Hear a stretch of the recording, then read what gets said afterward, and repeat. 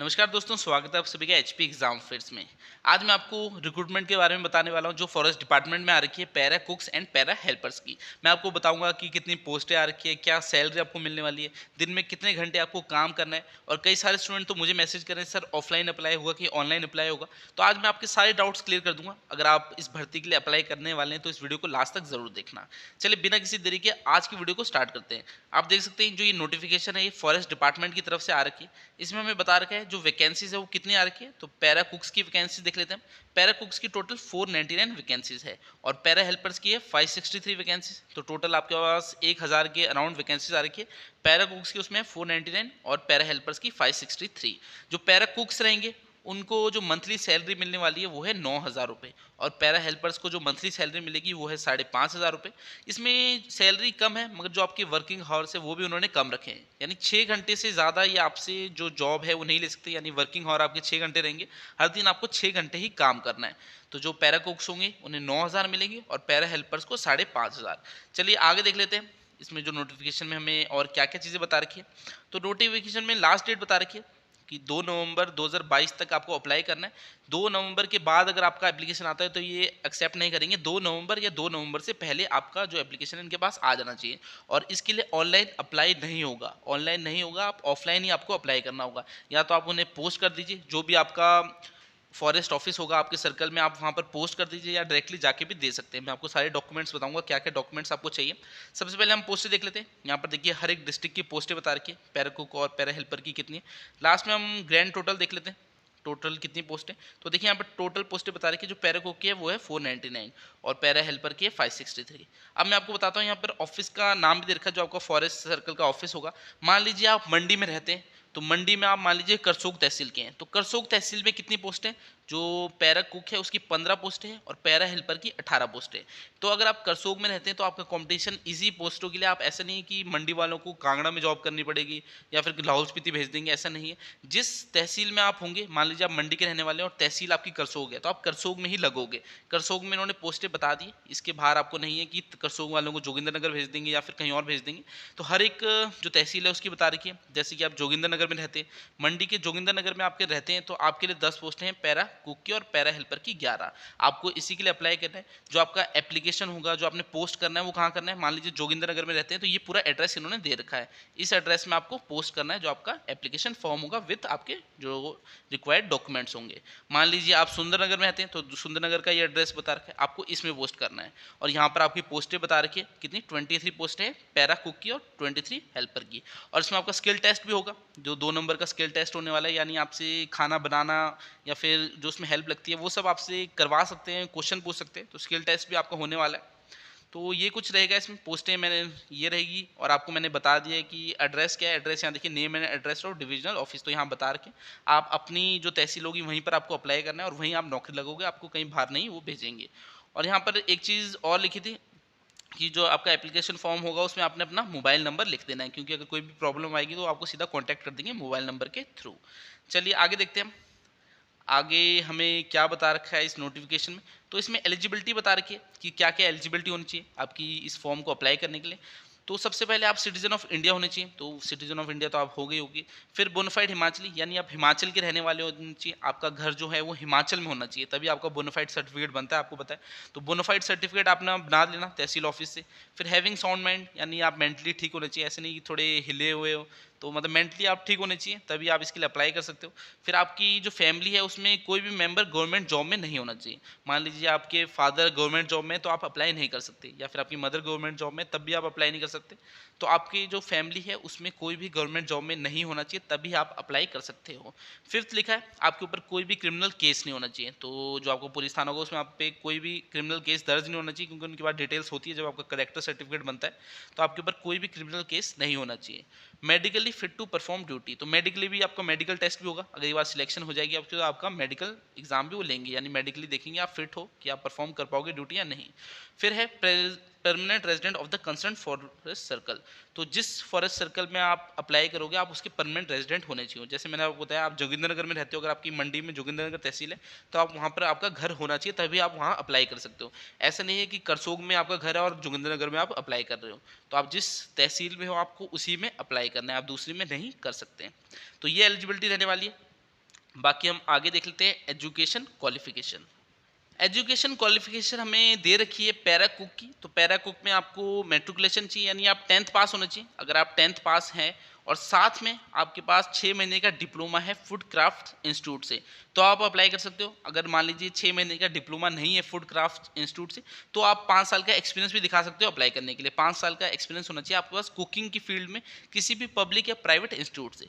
तो अगर आपने कहीं से भी कुकिंग का कोई एक्सपीरियंस लिया होगा, पब्लिक प्राइवेट इंस्टीट्यूट में कहीं पर काम किया होगा, तो आप उनसे सर्टिफिकेट ले सकते हो और इसमें आप दिखा सकते हो। इससे आप अप्लाई करने के लिए एलिजिबल हो जाओगे। तो 10वीं पास तो आप होने ही चाहिए। बाकी दोनों में से कोई एक चीज़ होनी चाहिए आपके पास, या तो 6 महीने का डिप्लोमा होना चाहिए फूड क्राफ्ट इंस्टीट्यूट से, या फिर 5 साल का एक्सपीरियंस होना चाहिए कुकिंग में। तो अगर दोनों में से कोई एक चीज़ है तो आप अप्लाई कर सकते हो। 10th पास के साथ आपके पास 6 महीने का डिप्लोमा होना चाहिए फूड क्राफ्ट इंस्टीट्यूट से, या फिर 5 साल का एक्सपीरियंस। बाकी जो पैरा हेल्पर है, इसमें आपको 10th पास ही चाहिए।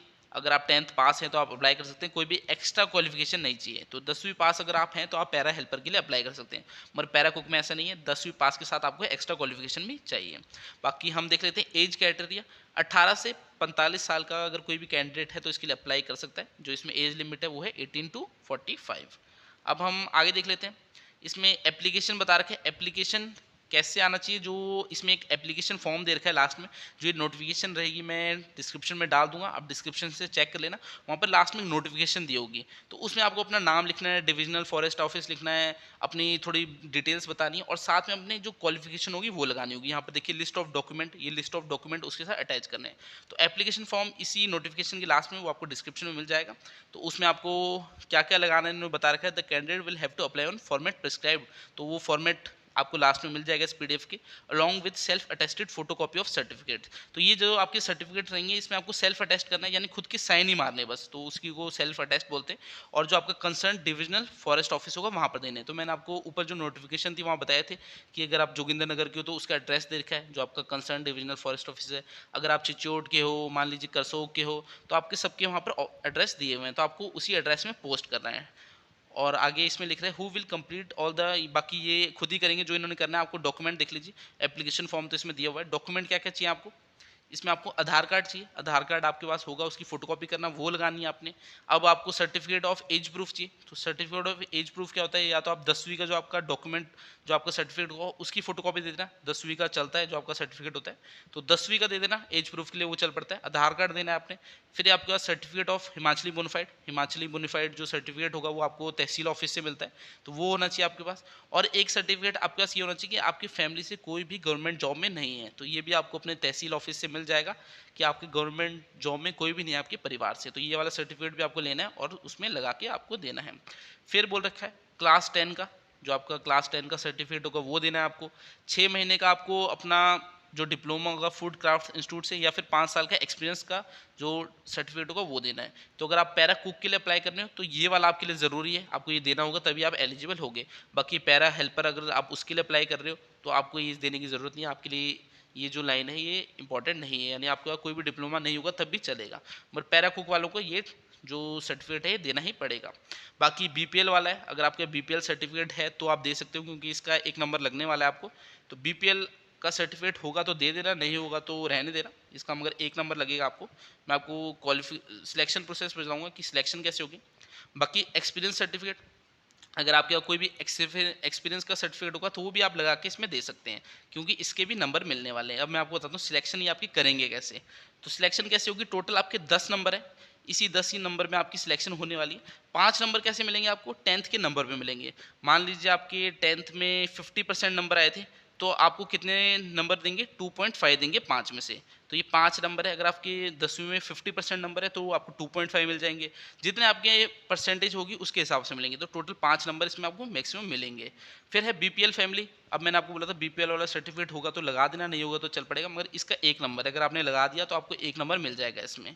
फिर है एक्सपीरियंस इन रिलेटेड फील्ड। तो यहाँ पे एक एक्सपीरियंस वाला भी कॉलम दिया होता है कि एक्सपीरियंस का है सर्टिफिकेट तो लगा दो इफ़ एप्लीकेबल।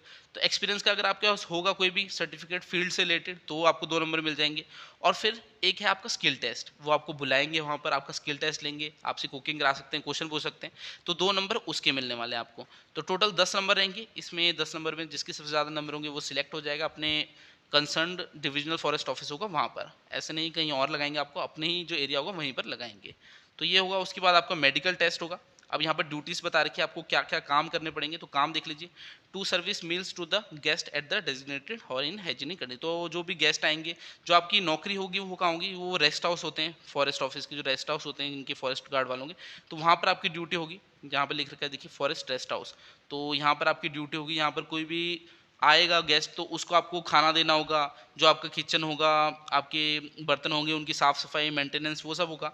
तो ये इस तरह के आपके काम रहने वाले हैं वहाँ पर। बाकी कुकिंग आपको करनी होगी, हेल्पिंग जो वर्क होगा वहाँ पर।